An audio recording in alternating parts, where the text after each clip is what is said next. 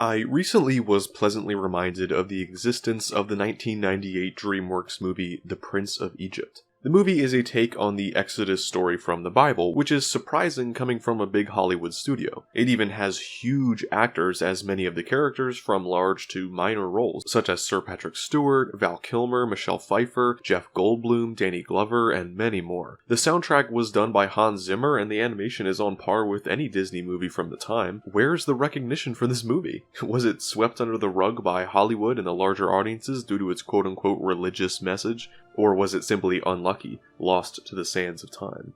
To compensate for its lack of remembrance in the public eye, I'm going to make this video dedicated to properly reviewing this forgotten masterpiece of a film. This video will put on display the film's great mix of wonderful, up-close and personal character work with the grandness of a mythical adventure, and show why The Prince of Egypt is one of the greatest animated films of all time.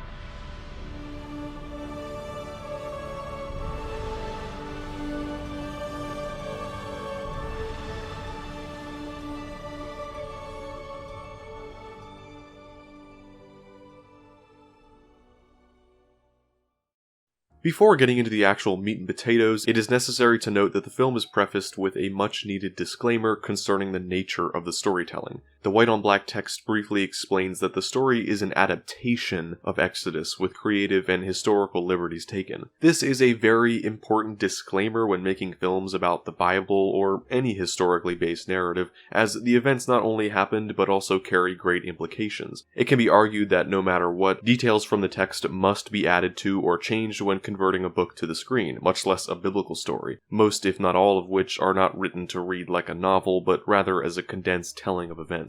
Films, like any other adaptive media, must be crafted in such a way that it is engaging, entertaining, and structured. This requires filling in or expanding on ideas in the text to better fit a traditional narrative consisting of a beginning, middle, and end. While the story found in Exodus may be able to be dissected with these labels, a direct translation to film is almost impossible without at least some extrapolation. The point is, the film is by no means creating a line-for-line presentation of the Exodus story, but rather an adaptation, telling a story using the backdrop of the biblical drama. It is maybe best likened to the 1956 film The Ten Commandments, which tells the same general story, although The Prince of Egypt is even more focused on the compact adventure itself. Thanks to the thoughtful writing and considerate storytelling, the movie does not go the way of Noah or most other biblical films, where not only was the text widely altered, but the characters and stories suffered. The Prince of Egypt sticks to the main story beats and general idea, but alters the details in order to better tell the story of Moses and Ramses, whose relationship is also totally fabricated. The film uses Exodus as the framework for the basic plot and setting, with Moses and Ramses being the core conflict, even more so than the enslavement of the Hebrews and the miracles of God. These larger-than-life aspects are merely complements to the character drama, doing what any good story does. Just as Star Wars is about the drama between Luke and Vader that just happens to take place in a grand world of fantasy and sci-fi action and adventure, so also does The Prince of Egypt happen to take place under the guise of the biblical setting. It certainly takes liberties when dealing with some genuinely major parts of the stories. I say all this to tell you now that I will not spend the entire review pointing out every single difference to the text found in the narrative. If I wanted to do that, I could just make a whole video on that topic alone. I want to review the movie for what it is, and it is not a word-for-word adaptation, nor is it trying to be. I may point out interesting or significant differences where I see fit, but it will certainly not be a staple of the analysis by any means. With all that out of the way, let's discuss what the first major section of the movie accomplishes. The art of the opening scene in any film is one that the average viewer may not always consciously realize, but subconsciously it is crucial. The way that the film opens must be engaging, interesting, and show what the film is trying to get across. An opening scene is allowed to be one that could be unconnected to the rest of the movie, or if not unconnected, not necessarily consequential or extremely important to the main character's development. The opening scene may not even involve the main character, but it may lay the groundwork for the plot or setting for the film. For example, the opening to Raiders of the Lost Ark. It shows Indiana Jones exploring an ancient temple with an insignificant side character who dies within minutes. The whole goal is to get an idol that ends up getting stolen from him anyway, and the entire thing is largely inconsequential to the overall plot. Despite the seemingly unimportant events, it is extremely vital to the film's presentation of Indiana Jones. He is shown to be a daring and courageous explorer who is willing to put himself into danger, leading to action and adventure that characterizes not only the film, but the entire franchise as a whole. Another example is the opening to Star Wars or Saving Private Ryan. They portray battle scenes that not only set the tone for the films, but actually lay the groundwork for the stories and set the plots in motion. The Prince of Egypt masterfully nails this concept by opening up with a beautiful trumpet solo, showing the sun glowing through fading clouds. It is a glimmer of hope that is eventually drowned out by the crashing down of an Egyptian statue being hauled by Hebrew slaves. This launches into a fantastic musical piece titled Deliver Us that eventually portrays the plight of the Hebrew slaves in Egypt as they're forced to build massive structures for the empire that keeps them in bondage. Right away you can tell what type of movie this is going to be. Grand, larger than life, but also nuanced and honed in on the individuals that are creating the story. The animation is stunning, with a mix of 2D animation and 3D renderings for depth and size. The visuals do a wonderful job of displaying the weight of the things the slaves are pushing and pulling. When they pull a rope, you can almost feel just how heavy it is. You can feel the wind blowing the headdresses of the taskmasters. It's very surreal. And I can't talk any further about this without saying how awesome the song is. It's from the point of view of the slaves, crying out to God as they long for the promised land. It is so well done, and not cheesy at all. You genuinely feel for them. The instruments used and just the all-around quality of the singing and songwriting is fantastic. All of that is merely the setting for what is really being focused on here, which is Moses' mother seeking to protect him as a baby when the Egyptian soldiers are going around seeking the lives of all the male infants. Moses' mother sings a song to Moses that will be important later. They narrowly escape the Egyptians, fleeing down the Nile to send Moses away in a basket as a last-ditch effort to save his life. She says a final goodbye and lets him go. After a bit of a dramatic fair on the water, the waves wash Moses right into the palace of the pharaoh, where the pharaoh's wife is playing with her son Ramses. This is where the key conflict of the movie begins. Pharaoh's wife finds Moses and quickly adopts him as Moses' sister Miriam watches from a distance. The young Ramses tugs on the dress of his mother, seeking her attention as she gazes at her new son, much to the confused stares of her servants. The relationship between Moses, Ramses, and by extension their parents will be what drives the heart of this film. As Miriam watches this, she asks that Moses would return to them someday to deliver them from bondage, and the song crescendos as the camera pans up to show the Egyptian buildings and landscape being upheld by the rugged scaffolding and pained labor of the Hebrew slaves. All the while, from the very beginning of the song, the main hook is the Hebrews asking to be delivered. This is played over the origin story, so to speak, of Moses, not by accident. Moses, the main character, will be the person who God uses to do what the slaves are begging, that is, being delivered from the bondage of Egypt. This opening sequence, of course, introduces the overarching conflict being the enslavement of the Hebrew people. That issue is the backdrop to the other central conflict of Moses and Ramses. The contrast between the two begins even here as they are children. Ramses is born into greatness, whereas Moses is born into poverty and, despite all odds, not only escapes the sword of the Egyptian soldiers, but stumbles into the position of being the adopted son of the very establishment who sought his death. The film will parallel Moses and Ramses as opposites, with Ramses being prideful, somewhat cruel, and a self-proclaimed god of his people. Moses is the humble, caring, and unexpected leader of the slaves who seeks only their freedom and not power or domination. The subtle showing of their competition from the very first moments of their proximity is immediately made much more obvious through the following scene. After the opening musical sequence is over, the sound of horses running becomes louder and louder until we see the chariots of Moses and Ramses busting through a door. This serves as a kind of second opening scene, now many years in the future. Moses and Ramses race through the city streets in a competitive but lighthearted manner. Their antics are less than considerate, causing havoc not only in the alleyways they fly down, but also upon a massive construction site for the very statue shown in the opening scene. In a cliché allusion to the Sphinx missing its nose, they cause the nose of the statue to break off, causing a chain reaction that leads to the massive sand wall breaking open. They ride the wave of sand and continue toward the pharaoh's palace, only to be met with a reprimand. This scene is easily one of the most important in the entire film. It is going to finish the groundwork for the conflict between Moses and Ramses. Their father, Pharaoh Seti, reprimands them for their tomfoolery. We see that because of Ramses' direct relation to Seti, he is set to be the heir to the throne. This places great expectations onto him, making his lack of responsibility all the more upsetting to his father. Even though Moses claims the ordeal was his fault, Seti still places the blame on Ramses and warns him that it only takes one weak link to break the chain of a mighty dynasty. One weak link can break the chain of a mighty dynasty.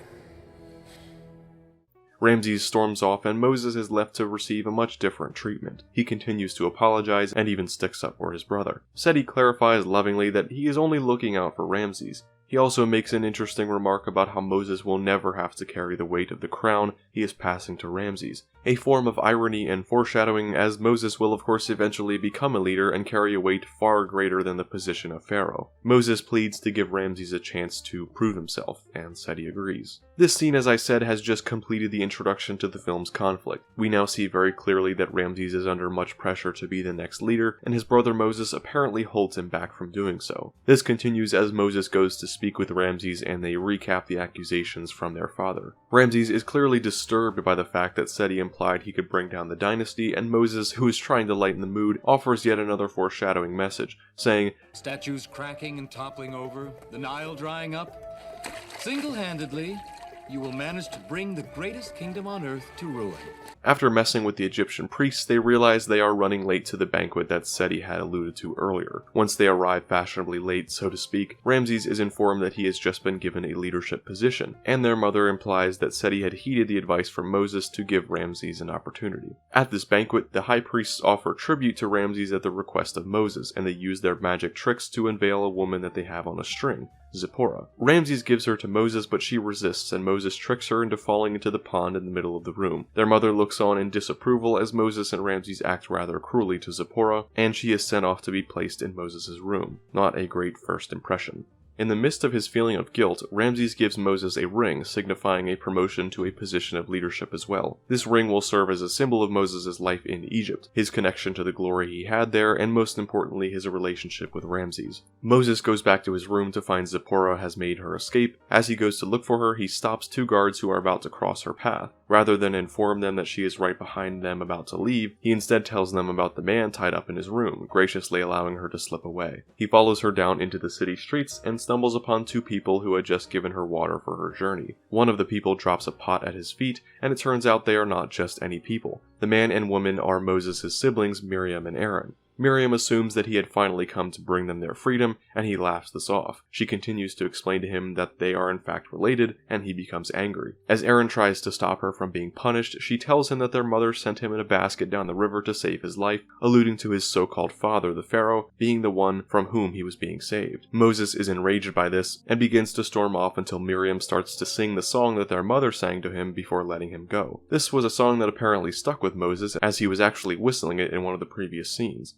Miriam looks up from the ground with tears in her eyes in the exact same way that their mother had looked upon him on that fateful day. This sets him off, and he runs back to the palace as the next song begins. This song is the one that I've named the first act of the film after, All I Ever Wanted. Moses sings of his riches and fulfillment here in Egypt and proclaims his place in the family, pointing to the hieroglyphics on the wall in which his story is told. This leads to him actually getting a real look at said walls, launching him into a dream sequence. This dream scene is really well designed. It has a kind of choppiness to it, trying to look like moving hieroglyphics on the wall. The drawings recreate the scene from the beginning, following Moses' family running through the streets as the Egyptian soldiers seek to murder all the infant males. He watches as his mother puts him into the Nile, contrasted with the soldiers throwing the children into the mouths of crocodiles. When he wakes up, the dream proves to be reality as he searches the labyrinth of history. He comes to a massive mural of the pharaoh ordering the very thing he saw in the vision, the Hebrew children perishing at the hands of the soldiers. Moses understandably breaks down before the wall, and his father appears to console him. Seti assures him that the evil was done for the greater good, in case the Hebrews sought to rise up against them. Seeing that Moses is evidently disgusted by calling the act a sacrifice, Seti delivers the most chilling line in the film. Oh, my son, they were only slaves. Suddenly, Moses has a different perspective on his entire life, and this is reflected in the next scene. He is sitting on the very steps that the pharaoh's wife found him, and he confronts her about his past. She sings an alternate version of the song that his real mother sang to him. Personally, I don't find this scene necessary. He's provided with consolement and seems to accept it from the person who has been the only mother he's ever known. I think the song is kind of cheesy, but maybe I'm just being too critical. I especially think this scene is unnecessary considering the one that comes right after it, but that's just my opinion. To compensate for his carelessness the day before, Ramses explains his new plan to make the place even more beautiful. The Egyptians are using the slaves to carry off all the sand from the wall that had been broken, and Moses, with a fresh set of eyes, now looks at the harsh treatment of the slaves in a completely different light. He tries to listen to the musings of his brother, but becomes fixated on the abuse of one of the elderly slaves. He runs over to stop the taskmaster and tackles him, causing him to fall many stories to the ground. The men gather around his dead body, and Moses runs away, much to the dismay of Ramses. He eventually catches up to him and begs him to stay, telling him that he has the authority to clear his record of this entirely. Moses refuses and tells Ramses that his life has been a lie, and echoes Miriam's words about asking their father about this revelation. Ramses emotionally pleads to him to stay, to no avail. Moses says farewell to his brother and takes off into the desert. Thus marks the end of the first act in my view. Overall, I'd say it does a great job of introducing the main characters and drama. We see Ramses and his ambitions to be as good of a leader as his father, as well as his genuine brotherhood with Moses. It also introduces Zipporah, whose role is yet unseen. And we of course see Moses, who has left his lavish life of comfort after coming to the knowledge of his past, and his brotherhood with the slaves whose oppression he has propagated his whole life. Once again, two main conflicts are yet to be resolved. One is the overarching plot regarding the Hebrew slaves under the Egyptian rule, and the other is the character drama between Moses and Ramses, which will prove to be inseparably linked to the enslavement of Moses' people.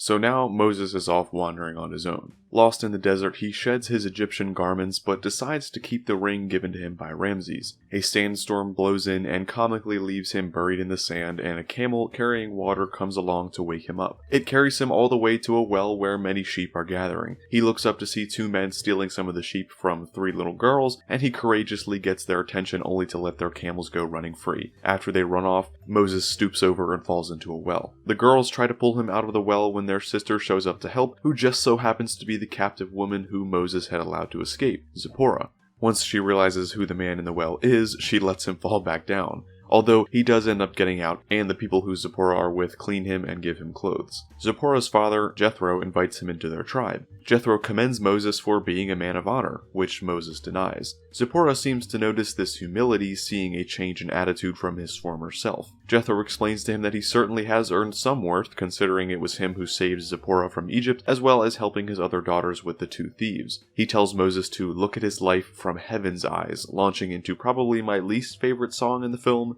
Through Heaven's Eyes, which I titled this section after, is essentially about getting Moses to have a new perspective. After having found out the truth about himself and the evils of Egypt, his view on everything has become blank and negative. Jethro tries to switch that to being from a higher perspective, focusing on the good rather than the bad, the purpose rather than the failure themselves. The song is fine, it's just kind of cheesy in my opinion. The point really is to serve as a montage of Moses' life there in Midian, where he ages, becomes more mature, and actually gets married to Zipporah. This song is only the beginning of the development of Moses' new perspective and is going to be radically defined in the next scene. Moses wakes up to go tend the flock of sheep beside what we come to know is Mount Sinai. A single sheep wanders off, and upon going to retrieve it, Moses stumbles upon the famous burning bush, which is wonderfully portrayed in this movie as a white, almost misty fire. Anyone familiar with the story in Exodus knows how important this scene must be. This is when Moses meets God. A voice, which happens to be the same voice actor as Moses himself, make of that what you will, speaks to him from the bush.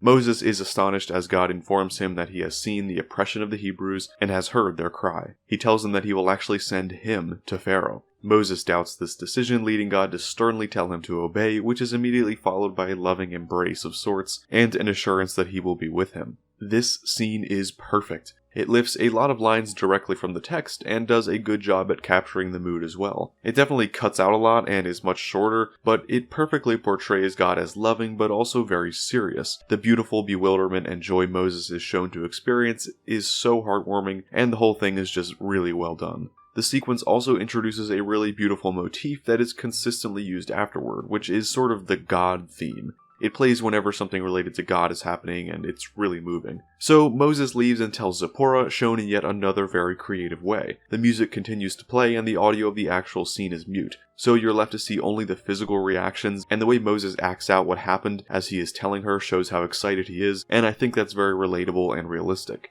Anyway, he tells her and she has doubts at first, but considering God himself is the one who put him up to this, he convinces her what he's got to do and she agrees. They take a camel and make their way to Egypt. As they travel to Egypt, Moses is reminded of his old life, namely the oppression of the Hebrews, the reason he is being sent, setting the stage for the confrontation he is about to have. Moses and Zipporah enter a grand throne room where the pharaoh is seated surrounded by guards, dancers, and a crowd watching the show. The eyes of the room draw towards Moses as he walks forward, and the pharaoh Pharaoh, who is now Ramses, stops the dancers to get a better look at the man who just walked in. Much to his surprise, he recognizes that it is Moses, and Moses is equally shocked to see his brother now reigning over Egypt. His initial horror is overcome by the affectionate feelings he has for his brother, and they embrace. After being interrupted by the priests who want to charge Moses for his murder way back when, Pharaoh puts them to rest in an eerie copying of his father, evoking his royalty and self-proclaimed deity. He pardons Moses and welcomes him back as the Prince of Egypt, and Moses has to break it to him that while he loves him as a brother, he is a Hebrew, and has been sent by the God of the Hebrews to demand the freedom of his people. Obviously, this is off-putting to Ramses. Moses then puts the power of his God on display, placing his staff on the ground as it turns into a snake. Somehow unimpressed, Ramses summons the priests Hotep and Hoi, and thus begins the next musical number. This song, titled Playing with the Big Boys, depicts the magicians doing all they can to best Moses' display of power. The song opens with them literally preparing smoke and mirrors as they evoke the name of a great number of Egyptian gods. The song is meant to intimidate Moses, convincing him that whatever power he is now privy to is nothing in comparison to their sorcery. The catch is that all that the magicians are doing is complete trickery. The animation portrays things that really couldn't be done practically, but the intention is that what they're doing requires shadows, spotlights, smoke, mirrors, and sleight of hand. To beat Moses' snake demonstration, they managed to make 2 snakes appear from their rods. The difference is that their trick was done with acrobatics, smoke, and a flash of light that made everyone look away only for them to emerge from the light suddenly holding their 2 snakes, whereas Moses did so by simply placing the staff on the ground as it literally morphed into the snake in front of everyone. Just as it says in the original text, Moses' snake eats the other 2 with ease. The thing that makes this song so cool is that while it seems to portray the bad guys as scary and mysterious, it actually does the exact opposite, and projects their lack of power and their inability to compete with the God of Moses. At the end of this, as the crowd cheers, Moses' snake morphs right back into the staff once again in front of everyone. Ramses takes Moses aside into his chamber and lightheartedly asks one more time why he is there. Moses tries to illustrate to him that their father was evil, and the killing of the Hebrew babies and the enslavement of the people is wrong. Ramses continues to boast his great empire, and Moses gives back the ring he had given him at the start of the film. Ramses fully recognizes Moses' intentions, and he changes. He rejects the God who sent Moses and exclaims that he will not be the weak link, and storms off in the very same place that at the beginning his father had threatened him with that very accusation. He doubles the workload of the slaves and leaves Moses on his own. This is where I draw the line for part 2. I think the end of this scene perfectly wraps up exactly what all of Act 1 was getting at. The 2 paths of the 2 main characters have been realized and put into practice. Moses has come to terms with his Hebrew lineage, even fellowshipping with their God, and has made it his goal to free his enslaved people. Ramses, on the other hand, has become the pharaoh as he was raised to, and is controlled by the insecurities planted in him by his father. Now, the 2 major conflicts of the film have intermixed into one: Moses and Ramses' relationship and the freedom of the Hebrews. Those 2 things are now inseparably linked, as it may be that if it wasn't for Moses and Ramses' background, Ramses may have relented and freed the slaves, but now that is not an option. There is still much to be done in Act 3, as Moses must now actually accomplish his goal and Ramses must be stopped.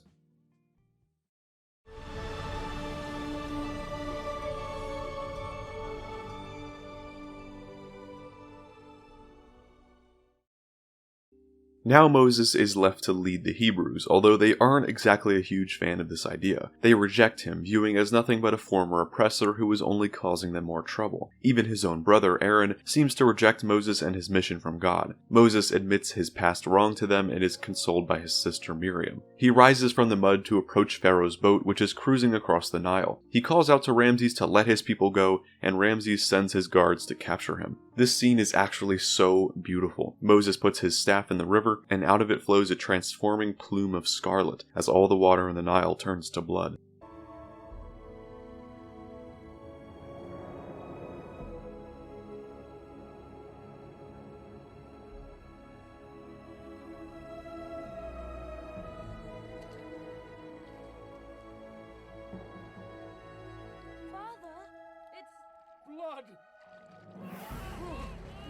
The moving music, the creative visuals, and the reactions of the characters perfectly combines a mix of beauty and disgust. The beauty of the miracle is shown in the reaction of Ramses' son, who curiously reaches out to touch the water, but the horror of it is displayed by the guards who are now fully submerged in the thick liquid. Once again, Ramses remains relatively unimpressed after Hotep and Hoi make a very obviously fake recreation of the bloodied water. Ramses is blinded by his own arrogance. Aaron and the others are discouraged, but Moses assures them that though Pharaoh has all the power over their lives, their faith in God is more powerful. He implies that the miracles so far were only the beginning of what was going to happen next. And right he was. The next musical number is called The Plagues, and may just be the best in the whole film. This song covers the judgments of God on Egypt, or the plagues. It perfectly encapsulates what the previous scenes have been doing, pitting Moses and Ramses against each other with their respective people in between. Egypt is being hit with frogs, flies, dying cattle, burning hail, locusts, boils, and more, but Ramses stubbornly continues to deny their freedom. The song serves as a dialogue between the two, with both of them longing for the time when they considered themselves brothers, and Moses begs Ramses to give in for his own good.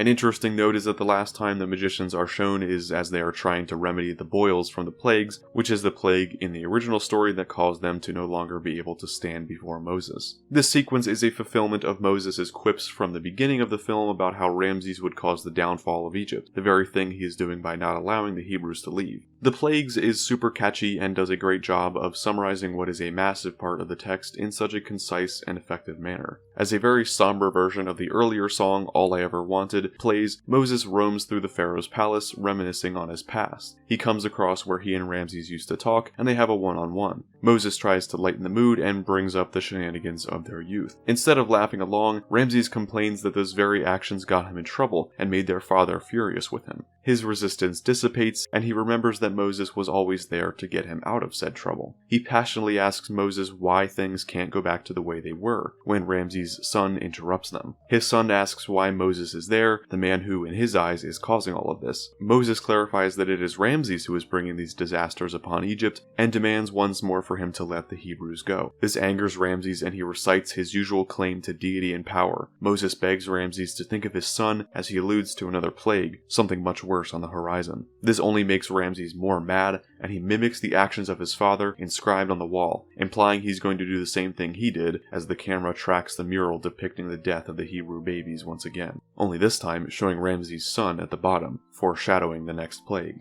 Moses declares that Ramses brought this upon himself and leaves. This scene cements Ramses' mistake in that he tries so hard to live up to his father's reputation that he ends up threatening to commit the same atrocities that he did. His own insecurities drove him to this, and it will not end well for him. After that is probably the most somber and serious scene in the film. Moses narrates the institution of the Passover, as the Hebrews used the blood of the sacrificed lambs to cover their doorposts in order to avoid the smiting of the firstborn in each of the households. This is, of course, the 10th and final plague in the book of Exodus, the smiting of the firstborn by the angel of death. The movie depicts the angel of death as a smoke-like wisp of light that pours into the land and moves from house to house, leaving the firstborn of each family dead in its wake. Its final target is the Pharaoh's palace, and then it ascends back into the sky where it came from. Just as Ramses had inadvertently predicted, there is a great cry throughout the land. For what is essentially a kid's film, it handles this grave yet integral portion of the story perfectly. It does not pull any punches, and portrays the angel of death in a chilling and serious way, and does not shy from displaying the fact that many children are killed. Moses finds Ramses laying up his now dead son, and grudgingly allows him and the Hebrews to leave. Moses is not by any means unaffected by this, and weeps outside of the palace. He makes his way back home to Zipporah and the rest, and thus starts the next and final musical number.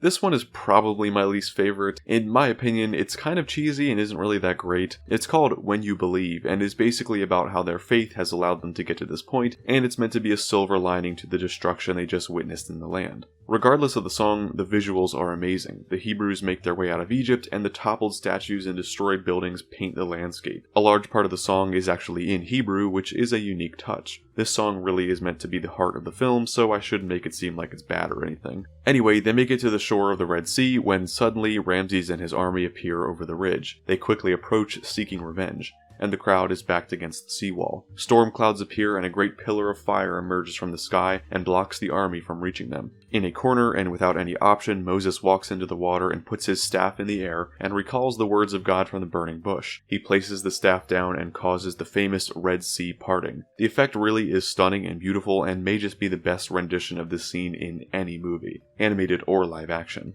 The sound design, the mist blowing all around, and the fluidity of the water is truly amazing. It is especially breathtaking as they walk through it, the water as a wall on either side of them. Eventually, the bewilderment comes to an end as the pillar of fire lets up, allowing the Egyptians to storm into the now parted sea. Ramses mercilessly orders his men to kill every last one of them, and the army, swords in hand, rushes towards them. As the last of the Hebrews make it to the shore, the water encloses down onto the seafloor, washing away the Egyptians and their pharaoh. The Hebrews stand in awe at what just happened and gaze at the land they now dwell in as a free people. Moses embraces his family and takes one more look out to the sea to remember his other family member. In a parallel to the first time Moses left Egypt, Ramses is left calling out his name, this time in despair, and Moses says his final goodbye to his brother. The film ends atop Mount Sinai, where Moses receives the 10 Commandments and stands before his people, tablets in hand. The soundtrack is seriously top-notch. It plays once more the Deliver Us motif from the beginning of the film. Despite the fact that Moses coming down with the commandments to a happy and faithful crowd is definitely not what happened in the text, it is a brilliant and chill-inducing way to end the film.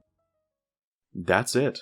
That's the end. I think the final act perfectly wraps up everything the previous two had set up. The main characters met fates that they were not expecting but were perfectly set up to meet. Ramses sought the glory of his father and wanted to live up to his impossible expectations. His inability to rid himself of his insecurities led him down a path of destruction where, instead of trying to be a good leader, he worked disasters out of spite and allowed his pride to destroy his own son, his kingdom, and his brotherhood with Moses. Moses, on the other hand, who was raised to believe he was not a leader, overcame the shocking truth of his past, came to terms with said past by learning to see things through heaven's eyes, as Jethro said, exemplified in his fellowship with literally God himself. He used his genuine divinely appointed leadership position to humbly yet confidently seek the freedom of his people, as opposed to Ramses using his self-appointed divinity to pridefully and insecurely bring death upon his people. The commonality between Moses and Ramses' very different paths was their brotherhood, something they both had to shed to accomplish that which they felt they needed to. Both relied on the other and expected the other to join them.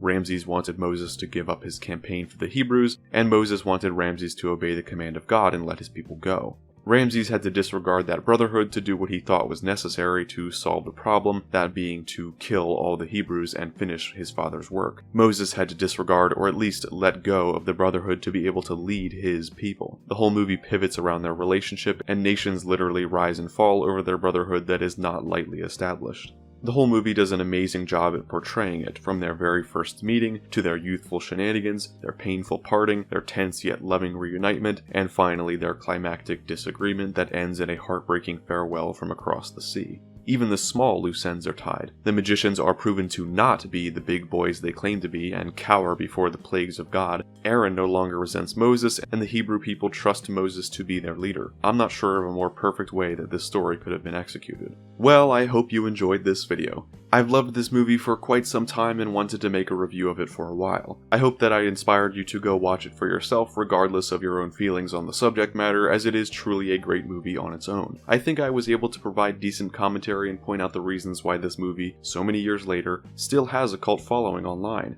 I think it really is a masterpiece that outshines most other animated movies of the time and even of today. It's absolutely worth your time and will probably get stuck in your head. If you enjoyed, please like, comment, and subscribe for more of this type of content. I'll see you next time. Take care.